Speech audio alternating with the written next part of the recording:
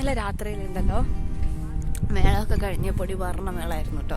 മേളം കഴിഞ്ഞപ്പം വീഡിയോ ഒന്നും വൈൻഡപ്പ് എടുക്കാൻ പറ്റിയില്ല. പക്ഷെ വേറൊരു സംഭവമുണ്ട്, നമ്മളെ കാർഡ് അതുകൊണ്ടും കൂടി ആയിട്ടോ എടുക്കാഞ്ഞത്. നമ്മൾ 2 കാർഡ് വാങ്ങിയിരുന്നു. മറ്റേ കാർഡ് ട്രബിളായപ്പം അത് പ്രശ്നമായപ്പം നമ്മൾ വേറെ 2 കാർഡ് വാങ്ങിയത്. അതിലൊരു കാർഡിലാണ് നമ്മൾ വരുന്നത് വരെയുള്ള വിഷ്വൽ എടുത്തത്. പിന്നെ അത് കഴിഞ്ഞിട്ട് വിഷ്വൽ എടുക്കാൻ പറ്റിയില്ല. അപ്പോൾ കാർഡ് ഇട്ടപ്പോൾ അത് ഫോർമാറ്റിംഗ് തന്നെ കാണിച്ചുകൊണ്ടിരിക്കുക.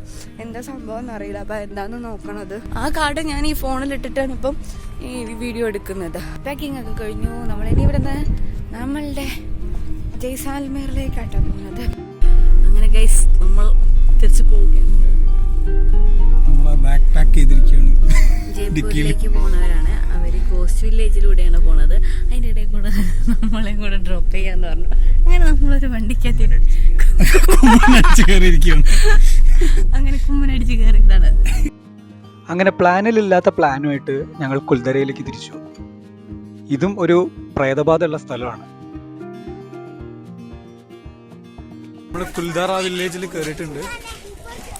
ആക്ച്വലി ഇതൊരു അബാൻഡൻ വില്ലേജ് ആയിരുന്നു പണ്ട്. ജസ്റ്റ് അതിൻ്റെ ഉള്ളിലേക്ക് കയറുന്നു.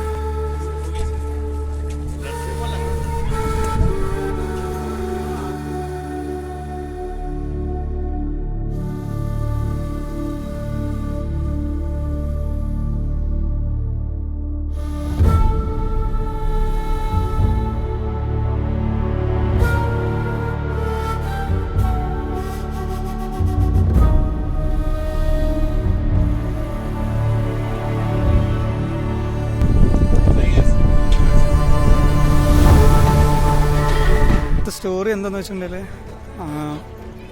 ഇവിടെ ജയ്സാൽമീറിലെ കിങ്ങിന് ആക്ച്വലി ഇവിടെ ഒരു ഈ വില്ലേജിലത്തെ ഒരു പെൺകുട്ടീനെ കല്യാണം കഴിക്കാൻ ആഗ്രഹമുണ്ട്. പക്ഷേ വില്ലേജേഴ്സ് അത് സമ്മതിച്ചില്ല. എന്നിട്ട് ഈ വില്ലേജിലത്തെ എല്ലാവരും കൊല്ലാൻ ഓർഡർ ഇടും. 10 ദിവസം എന്തോ കൊണ്ട് എല്ലാവരും കൊല്ലണം എന്നെന്തോ പറഞ്ഞ് ഓർഡർ ഇടും. അപ്പോൾ ഈ വില്ലേജിലത്തെ ആൾക്കാർ എന്ത് ചെയ്തെന്ന് വെച്ചാൽ, ഇവർ 19 ആൾക്കാരുണ്ടായിരുന്നു ഈ വില്ലേജിൽ. ഇവരെല്ലാവരും കൂടെ ഒറ്റ നൈറ്റ് കൊണ്ടാണ് ഈ വില്ലേജ് വിട്ടു പോവുക ചെയ്തത്. അവർ വില്ലേജിനെ ശപിക്കുകയും ചെയ്യുന്നുണ്ടായിരുന്നു. അതായത് ഇവിടെ ആർക്കും ജീവിക്കാൻ പറ്റില്ല എന്നുള്ള രീതിയിൽ. അപ്പോൾ അതിനുശേഷം ആ ഒരു കേഴ്സ് ഇവിടെ ഉണ്ട് എന്നാണ് വിശ്വാസം. അപ്പോൾ അതിനുശേഷം തന്നെ ഈ വില്ലേജ് തകരുകയും ചെയ്തു. ആർക്കും ഇവിടെ താമസിക്കാനും പറ്റാത്ത അവസ്ഥയായിരുന്നു. കുൽധരയിൽ കേൾക്കുന്ന പല കഥകളിൽ ഒന്നാണിത്. സത്യം എന്താണെന്ന് ആർക്കും അറിയില്ല. ഇവിടെ ഇങ്ങനെയൊരു സംഭവം ഉള്ളത് നമുക്ക് പുറത്തൊന്നും നോക്കി കാണാൻ പറ്റില്ല കേട്ടോ. ആക്ച്വലി ഇത് എന്താണെന്ന് വെച്ചാൽ സ്ത്രീകൾക്ക് കുളിക്കാനുള്ളൊരു സ്ഥലമാണെന്നാണ് പറയണത്. ബാഹുടി കുളിക്കാൻ. അതായത് ഇങ്ങനെ താഴോട്ട് ഇറങ്ങി പോകുമ്പോൾ അവിടെ ആ കുഴിയിൽ വെള്ളം പണ്ടുണ്ടായിരുന്നു എന്നാണ് പറയണത്. ാണ് കേട്ടോ. ഋഷികയുടെ ഫാമിലിയുടെ കൂടെയാണ് ഇന്ന് നമ്മൾ ഇങ്ങോട്ടേക്ക് എത്തിയിട്ടുള്ളത്. അതായത് നമ്മൾ ടെൻറ്റിൻ്റെ അവിടെ നിന്ന് ഈ കോസ്റ്റ് വില്ലേജിലേക്ക് വന്നിട്ടുള്ളത് ഋഷികയുടെ ഫാമിലിയുടെ. Rishika hi, say hi. ഋഷികയുടെ ഫാദർ ഉണ്ട്, സുഭാഷ് എന്നാണ് അദ്ദേഹത്തിൻ്റെ പേര്. പിന്നെ അമ്മയുടെ പേര്, മദേഴ്സ് നെയിം സാവിത്രി. പിന്നെ ബ്രദർ ആയുഷ്. അപ്പോൾ ഇവരെല്ലാവരും കൂടെ ഉണ്ട്. ഇവരുടെ കൂടെയാണ് നമ്മൾ എന്തെങ്കിലും ചോദിച്ചത്. അവർ നമ്മളോട് ഇങ്ങോട്ട് പറയാട്ടോ ഉണ്ടായത്, വരും കൊണ്ടുവിടാൻ. കുൽധരയിൽ നിന്ന് ഞങ്ങൾ നേരെ ജയ്സാൽമേറിലെത്തി.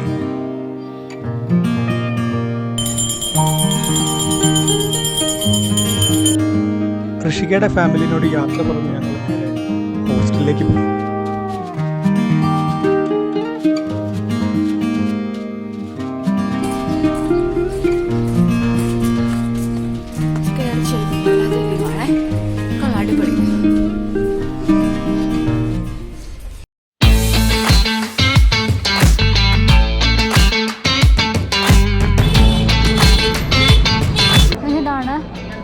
ജയ്സാൽമേർ ഫോർട്ടിലേക്കുള്ള എൻട്രി. ഇവിടെയൊക്കെ ഒരുപാട് സാധനങ്ങളൊക്കെ വിൽക്കാനൊക്കെ വെച്ചിട്ടുണ്ട് കേട്ടോ. കമ്മല്, മാല, ഒരുപാട് സാധനങ്ങൾ വിൽക്കാൻ വെച്ചിട്ടുണ്ട്. ഹോസ്റ്റലിൽ ചെക്ക് ഇൻ ചെയ്ത ശേഷം ഞങ്ങൾ ജയ്സാൽമേർ ഫോർട്ട് കാണാൻ വേണ്ടിയിട്ട് പുറത്തിറങ്ങി. ഹോസ്റ്റലിൻ്റെ തൊട്ടടുത്ത് തന്നെയായിരുന്നു ഫോർട്ട്. പിള്ളേർ ഇവിടെ നിന്ന് ക്രിക്കറ്റൊക്കെ കളിക്കുന്നുണ്ട്. ഓയ്, എൻ്റെ മേത്തോട്ടൊന്നും വരല്ലേ.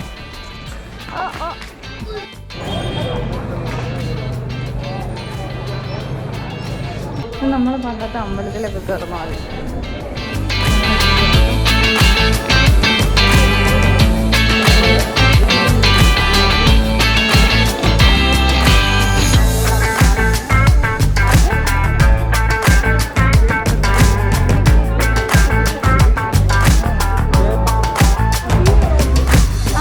നമ്മൾ അവിടുന്ന് കണ്ടിറങ്ങി കേട്ടോ. ഇപ്പോൾ ഇവിടെ ഇതാട്ടോ നമ്മൾ കണ്ട ഫോട്ടോ. ഇപ്പോൾ ഇവിടെ നമ്മൾ ഇത് ഗുലാബ് ജാമുനുണ്ട്, പിന്നെ കേസർ ഇതൊക്കെ ഉണ്ട്, ജിലേബി അതൊക്കെ ഉണ്ട്. അപ്പോൾ അതെല്ലാം നമ്മൾ കഴിച്ചു. ഒരു ഗുലാബ് ജാമുനായിട്ട് നമ്മൾ കഴിച്ചത്. ഇങ്ങോട്ട് നന്നായിട്ട് കാണിച്ചു തരാം.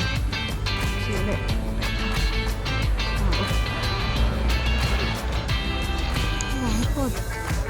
രാത്രിയിലെ ഫോട്ടോ.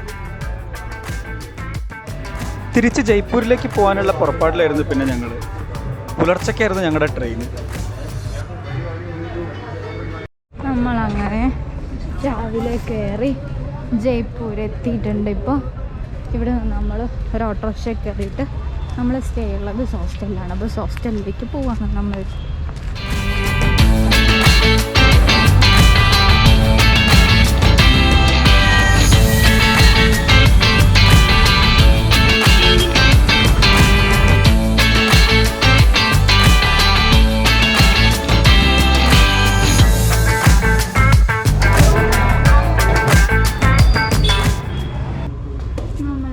കുറേ അലഞ്ഞിരിഞ്ഞതിന് ശേഷം അവസാനം നമ്മൾ ജയ്പൂർ ഹോസ്റ്റലിലെത്തി. അപ്പോൾ ഇതാണ് ഹോസ്റ്റലിൻ്റെ ഒരു വശം. ഇവിടെ നമുക്ക് ഊഞ്ഞാലൊക്കെ കൊടുത്തിട്ടുണ്ട്. പിന്നെ ഇവിടെ ഒരു വലിയ ചിത്രമൊക്കെ ഉണ്ട് കേട്ടോ. ഹോസ്റ്റൽസ് എവിടെയൊക്കെയുള്ളത് പിന്നെ ഫുള്ളി കൊടുത്തിട്ടുണ്ട്, സൂപ്പറാക്കി കൊടുത്തിട്ടുണ്ട്. ചെക്കിൻ കഴിഞ്ഞതിന് ശേഷം ഞങ്ങൾ ഹോസ്റ്റലിനകത്ത് തന്നെ ഇരുന്നു.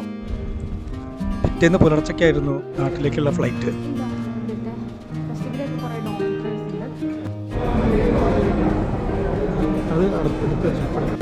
നമ്മൾ തിരിച്ച് നാട്ടിലെത്തിയിരിക്കുകയാണ്. അതെ, കരിപ്പൂർ വിമാനത്താവളത്തിൽ നമ്മൾ വീണ്ടും വന്നിരിക്കുന്നു.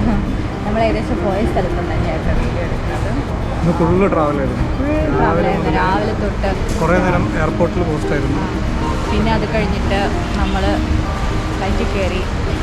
നമ്മൾ ആദ്യം ജയ്പൂരിൽ നിന്ന് ഡൽഹിയിൽ നിന്ന് ഇങ്ങോട്ടേക്ക്. ഡൽഹിയിൽ ലേ ഓവർ ഒരുപാട് സമയമുണ്ടായിരുന്നു. കണക്റ്റിംഗ് ഫ്ലൈറ്റ് ആയിരുന്നു. അപ്പോൾ അങ്ങനെ കുറേ സമയമുണ്ട്. പക്ഷെ എന്നാലും നമുക്ക് റെസ്റ്റ് ചെയ്യാൻ പറ്റി. കുറേ നേരം റെസ്റ്റ് എടുത്ത് അവിടെ കുറേ കിടന്ന് ഉറങ്ങി. അപ്പോൾ അങ്ങനെയൊക്കെയാണ് രാജസ്ഥാൻ ട്രിപ്പ് ഇവിടെ തീരുകയാണ്. അപ്പോൾ ഇനി അടുത്ത ട്രിപ്പും പ്ലാനിങ്ങും ഒക്കെ നടക്കുന്നുണ്ട്. ഞങ്ങൾ വഴിയിൽ വിമാനത്തിലിരുന്ന് ഇതൊക്കെയായിരുന്നു പ്ലാനിങ്. അപ്പോൾ എന്തായാലും അടുത്ത വീഡിയോ ആയിട്ട് പെട്ടെന്ന് തന്നെ വരാം. Okay, by.